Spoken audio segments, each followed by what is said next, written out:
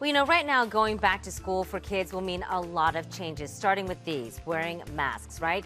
Well, we've had some parents tell us on Nextdoor that their kids really don't mind the masks, but others say it'll be a little tough wearing them all day long. And that could have some potential short-term and long-term psychological effects. Right now, all of this different stuff, the extra hand washing, the keeping a distance, the mask wearing, all of that stuff, it's an extra mental load on people in general and kids especially. Dr. Parker Houston with Nationwide Children's Hospital says fear and anxiety will likely be the most common stressors for kids who have to wear masks every day at school. Some kids will report fears in other areas that are just kind of triggered by a general anxiety. I'm too scared now to go play in the backyard, or I'm scared about riding in a car, or something like that.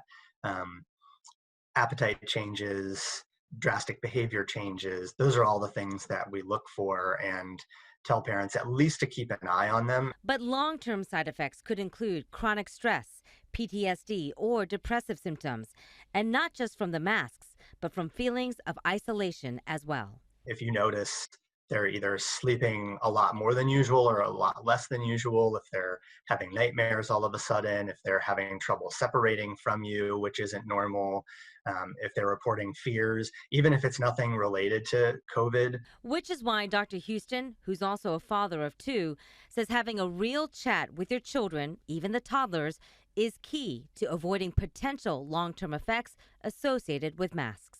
Maybe have a conversation deeper than just how you doing today, but really getting into what kind of feelings have you been having most of the time? What are you feeling right now? Can you tell me some of the thoughts that you've been having lately?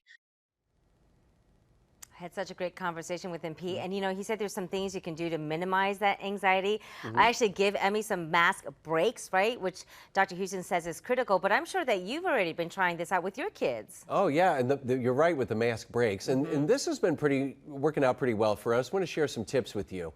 Start now by wearing the masks around the house before you head out the door. You see Lola, Sophia, and Nico there. Just make it part of your daily routine.